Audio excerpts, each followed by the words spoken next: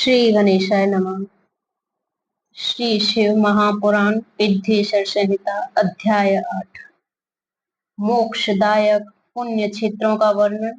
काल विशेष में विभिन्न नदियों के जल में स्नान के उत्तम फल का निर्देश तथा तीर्थों में पाप से बचे रहने की चेतावनी। सूत जी बोले, विद्वान एवं बुद्धिमान महर्षियों, मोक्षदायक शिव क्षेत्रों का वर्णन सुनो। तत्पश्चात मैं लोक रक्षा के लिए शिव संबंधी आगमों का वर्णन करूंगा। पर्वत, वन और काननों सहित इस पृथ्वी का विस्तार 50 करोड़ योजन है। भगवान शिव की आज्ञा से पृथ्वी संपूर्ण जगत को धारण करके स्थित है। भगवान शिव ने भूतल पर विभिन्न स्थानों में वहां वहां के निवासियों को कृपा पूर्वक मोक्ष देने के लिए शिव क्षेत्र का निर्माण किया है। कुछ क्षेत्र ऐसे हैं जिन्हें देवताओं तथा ऋषियों ने अपना वास स्थान बनाकर अनुग्रहित किया है, इसलिए उनमें तीर्थत्व प्रकट हो गया है। तथा अन्य बहुत से तीर्थ क्षेत्र ऐसे हैं जो लोगों की रक्षा के लिए स्वयं प्रादुर्भूत हुए हैं। तीर्थ और क्षेत्र में जाने पर मनुष्य को सदा स्नान, दान और जप आदि करना चाहिए, अन्यथा वह रोग, दरिद्रता तथा मूकता आदि दोषों का भागी होता है। जो मनुष्य इस भारतवर्ष के भीतर मृत्यु को प्राप्त होता है, वह अपने पुण्य के फल से ब्रह्म लोक में वास करके पुण्य क्षय में के पश्चात पुनः मनुष्य योनि में ही जन्म लेता है। पापी मनुष्य पाप करके दुर्गति में ही पड़ता है। ब्राह्मणों, पुण्य क्षेत्र में पाप कर्म किया जाए तो वह और भी दृढ़ हो जाता है। अतः पुण्य क्षेत्र में निवास करते समय सूक्ष्म से सूक्ष्म अथवा थोड़ा सा भी पाप ना करें। सिंधु और सतर्दु, सतलज नदी के तट पर बहुत से पुण्य क्षेत्र हैं। सरस्वती नदी परम पवित्र और 60 मुख वाली कही गई है, अर्थात उसकी 60 धाराएं हैं। विद्वान पुरुष सरस्वती के उन उन धाराओं के तट पर निवास करें तो वह क्रमशः ब्रह्म पद को पा लेता है।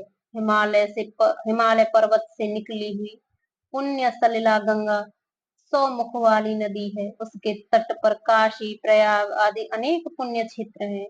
वहां मकर राशि के सूर्य होने पर गंगा की तट भूमि पहले से भी अधिक प्रशस्त एवं पुण्यदायक हो जाती है। सोनभद्र नदी की 10 धाराएं हैं। वह बृहस्पति के मकर राशि में आने पर अत्यंत पवित्र तथा अभीष्ट फल देने वाला हो जाता है। उस समय वहां स्नान और उपवास करने से विनायक पद की प्राप्ति होती है। पुण्य सलिला महानदी नर्मदा की 24 मुख स्रोत हैं। उसमें स्नान तथा उसके तट पर निवास करने से मनुष्य को वैष्णव पद की प्राप्ति होती है। तमसा के 12 तथा रेवा के 10 मुख हैं। परम पुण्यमयी गोदावरी के 21 मुख बताए गए हैं। वह ब्रह्म हत्या तथा गौवध के पाप को भी नष्ट करने वाली एवं रुद्र लोक देने वाली है। कृष्ण वेणी नदी का जल बड़ा पवित्र है। वह नदी समस्त पापों को नाश करने वाली है। उसके 18 मुख बताए गए हैं तथा वह विष्णु लोक प्रदान करने वाली है। तुंगभद्रा के 10 मुख हैं। वह ब्रह्म लोक देने वाली है। पुण्य सलिला स्वर्ण मुखरी के 9 मुख कहे गए हैं। ब्रह्मलोक से लौटे हुए जीव उसी के तट पर जन्म लेते हैं। सरस्वती नदी, पंपा सरोवर, कन्याकुमारी, अंतरीप तथा शुभकारक श्वेत नदी, ये सभी पुण्य क्षेत्र हैं। इनके तट पर निवास करने से इंद्र लोक की प्राप्ति होती है। स्रहा पर्वत से निकली हुई महानदी कावेरी परम पुण्यमयी है। उसके 27 मुख बताए गए हैं। वह संपूर्ण अभीष्ट वस्तुओं को देने वाली है। उसके तट स्वर्ग लोक की प्राप्ति कराने वाले तथा ब्रह्मा और विष्णु का पद देने वाले हैं। कावेरी की जो तट शैव क्षेत्र के अंतर्गत है, वे अभीष्ट फल देने के साथ ही शिवलोक प्रदान करने वाला भी है।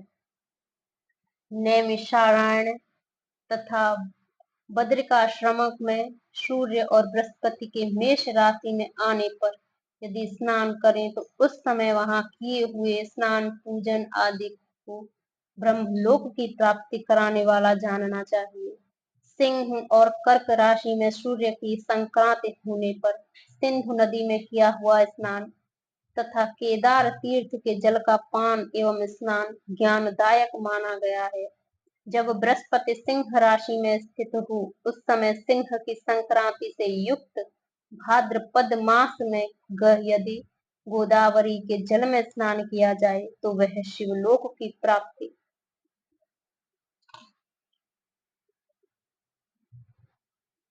कराने वाला होता है। ऐसा पूर्व काल में स्वयं भगवान शिव ने कहा था। जब सूर्य और बृहस्पति कन्या राशि में स्थित हों तब यमुना और सोनभद्र में स्नान करें। वह स्नान धर्मराज तथा गणेश की लोक में महान भोग प्रदान कराने वाला होता है। यह महर्षियों की मान्यता है। जब सूर्य और बृहस्पति तुला राशि में स्थित हो उस समय कावेरी नदी में स्नान करें। वह स्नान भगवान विष्णु के वचन की महिमा से संपूर्ण अभीष्ट वस्तुओं को देने वाला माना गया है। जब सूर्य और बृहस्पति वृश्चिक राशि पर आ जाएं, तब मार्गशीर्ष अगहन के महीने में नर्मदा में स्नान करने से श्री विष्णु लोक की प्राप्ति हो सकती है। सूर्य और बृहस्पति के धन राशि में स्थित होने पर स्वर्ण मुखरी नदी में किया हुआ स्नान शिवलोक प्रदान कराने वाला होता है। जैसे कि ब्रह्मा जी का वचन है, जब सूर्य और बृहस्पति मकर राशि में स्थित हो उस समय माघ मास में गंगा जी के जल स्नान में स्नान करना चाहिए। ब्रह्मा जी का कथन है कि वह स्नान शिवलोक की प्राप्ति कराने वाला होता है। शिवलोक के पश्चात ब्रह्मा और विष्णु के स्थानों में सुख भोगने पर अंत में मनुष्य को ज्ञान की प्राप्ति हो जाती है। माघ मास में तथा सूर्य के कुंभ राशि में स्थित होने पर फागुन मास में गंगा जी के तट पर किया हुआ श्राद्ध पिंड दान अथवा तिलोदक दान पिता और नाना दोनों कुलों के पितरों की अनेक पीढ़ियों का उद्धार करने वाला माना गया है। सूर्य और बृहस्पति जब मीन राशि में स्थित हो तब कृष्ण वेरी नदी में किए गए स्नान की ऋषियों ने प्रशंसा की है। उन महीनों में पूर्वोक्त तीर्थों में किया हुआ स्नान इंद्र पद की प्राप्ति कराने वाला होता है।